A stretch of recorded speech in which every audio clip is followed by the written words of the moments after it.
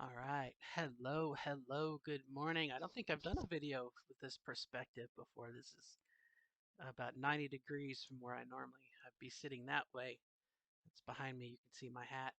My wizard hat is back there too, and my owl. But anyway, let's jump right to the chase because I kind of want to keep this short. This is going to be video 811, and I am going to I'm going to share with you a tool, a tool. This is a tool for your toolbox, okay? And this is something I hope you can use. Uh, this is a tool for your toolbox. This is a tool for trans folk. This is going to be a tool for trans allies. This is going to be a tool for anyone maybe in the trans LGBTQ community. Okay, this is a tool that you can use. Aren't you? If I piqued your interest, I hope I have. Okay, here goes. You ready? Are you sitting down? Okay, here we go. Um, we know that language is important, right? One of the things about the book 1984, George Orwell, talk about newspeak, was the idea that through language, it was a way of preventing thought. Okay, in the same way that banning books keeps uh, people from realizing that their thoughts are more common than they think, and actually may be more normal than they think, and as a way of control. Okay.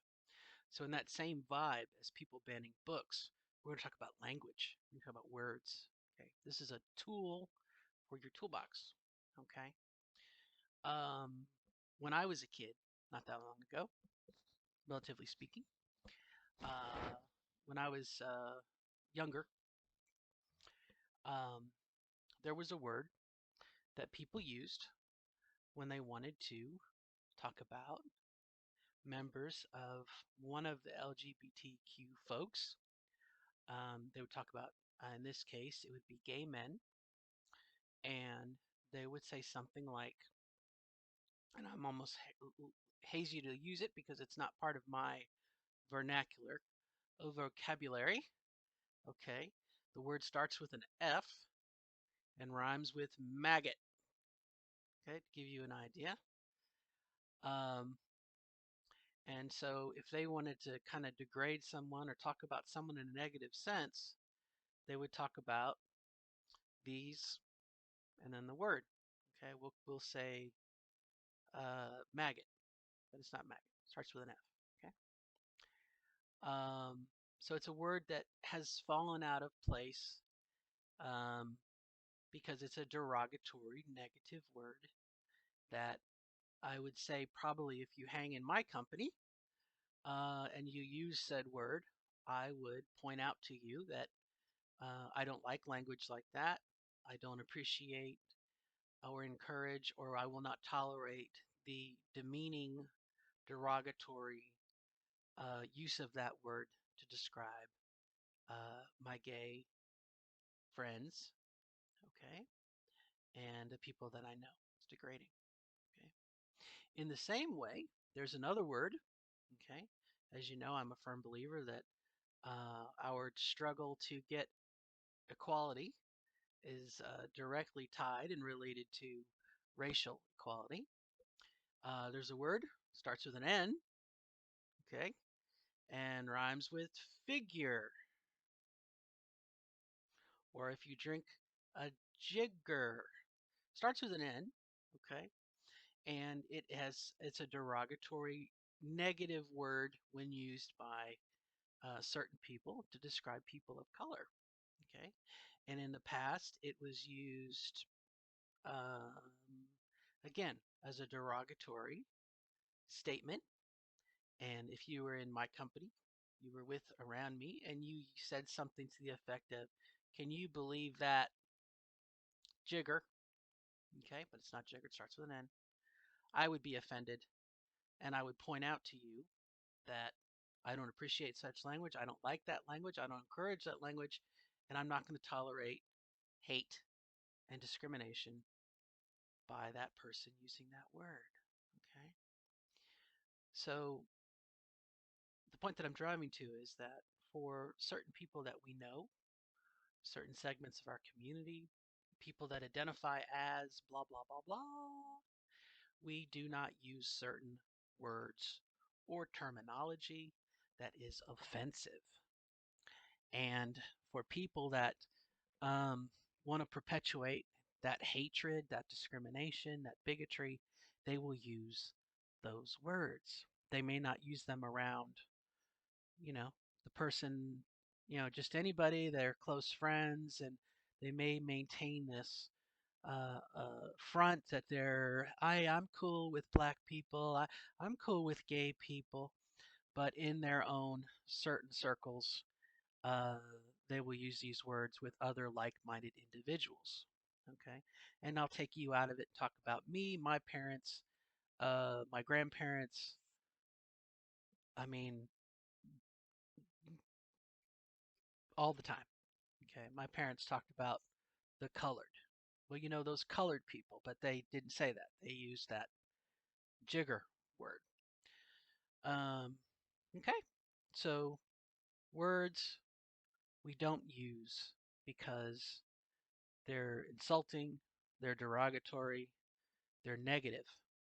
Okay, and you might say, well, I heard so and so use that word in a song or something. It is not up to us as the outsider to that community to decide what is right or wrong if someone is offended, which is probably the whole crux of when people who say can't get themselves to agree that Black Lives Matter because they say, well, all lives matter. Okay. They're immediately trying to say that they know more than the other person does about their life. And you will see this when people try to give some sort of justification from their point of view about how the other person shouldn't feel discriminated against, or they try to tell the other person what they're feeling. You have to go to that marginalized minority group of people and ask them, why do you feel this way? And how do you feel this way? Help me to understand. And what can I do to help you? Okay. And again, that's where that whole Black Lives Matter people lose their minds or whatnot. And it's still going on. I mean, look, if you've seen a blue line flag or the black flag with all the American flag with lots of black, it's just the new Confederate flag, okay, the new hatred flag. But anyway, so back to my tool. This is my tool I'm going to tell you about. So there's some words we don't use because it's offensive, and in order to uh, discover what those words are, we have to go. It would be good to go to the group that's being blah blah blah blah discriminated against, hatred against, da da da. And if that group says, I'm offended by this word, we really need to respect what that person says. Okay. If a person of color says to me, you know what, I don't like that word, I'm not going to use it out of respect for that other person. Okay. So here we go. I'm building up to this. We're getting there. Hang in there. So in the trans community, as a trans woman, I can tell you that probably one of the most offensive things you can say to me is that I am a biological male. So I'm letting you know right now that if you say that I'm a biological male, I'm going to get extremely offended. And in the same way that people who use the N word or the F word try to justify their hatred and discrimination by using it, it is that same case with us trans women, us trans gals, us trans girls. If you refer to us as biological males, we will get offended. It is offensive, it is demeaning, and it is being used by the people that don't like us against us. Okay? So, as an ally, as a trans person, trans whatever, I don't want to say I need to be focused on trans women right now, but the same thing would apply if you went to a trans man and said they were a biological woman. They don't know what it's like to be a man. Okay? It's just as offensive and negative. Okay? But obviously, I'm going to be upset because I'm a trans woman. Okay? So here's your deal. Put this in your toolkit. When you hear someone say biological male, that is your cue to realize that person hates trans women. Okay? There's no justification for calling, referring to, addressing a trans woman as a biological male. That is hatred. And it carries the same amount of weight as calling someone the N word, the F word. It's the same thing. Growing up, there was jokes in my generation about calling Chinese people a word that rhymes with link but starts with a C. Okay, it's a derogatory word that is being used by a group of people to to offend and to diminish a group of folks. So, for your toolkit, if you're an ally, put this in your toolbox. If you happen to be a trans woman, also put this in your toolbox. When you hear that word or someone uses it, you are totally justified to say, look, I'm sorry, I have to stop you right there, but that is an offensive word, and I will not tolerate you using that in front of me. That is a negative, derogatory statement or comment or word or whatnot. Put that in your toolbox.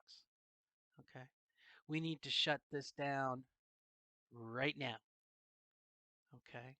And unfortunately, the opposition to us, okay, the TERFs out there, if you're not familiar with the word TERF, these are feminists who do not acknowledge um, trans women as women, and they know this, okay? They know this offends us, they know it is offensive, and that is why they latch on to it as their buzzword, and they use it around people that don't know the origin of it, that don't understand it, and then they get them to repeat it. And there was a TV show about 2 weeks ago on CBS that used it repeatedly.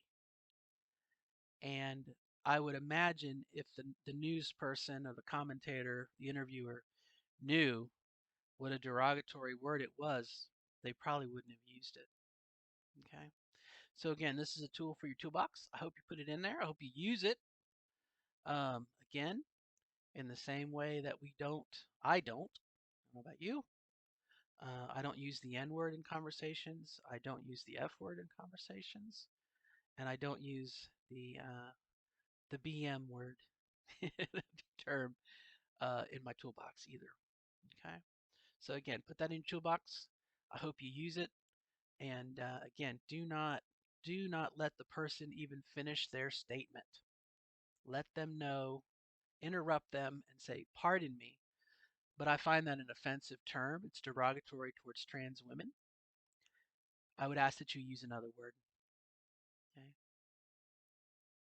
And if you want to split hairs, we can sit here and go, well, assigned male at birth, AMAB or whatnot. Okay. Um, I can I'm not offended by that. Okay. Because I don't know if I have a because of that, but that's more scientifically based.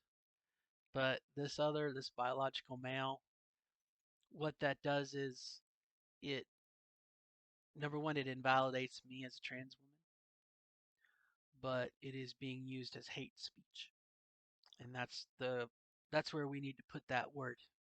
It needs to go alongside the F word, the N word, okay, these other derogatory words. It needs to go in that box that we don't use. All right, thank you. That's my word. That's my video. Bye-bye.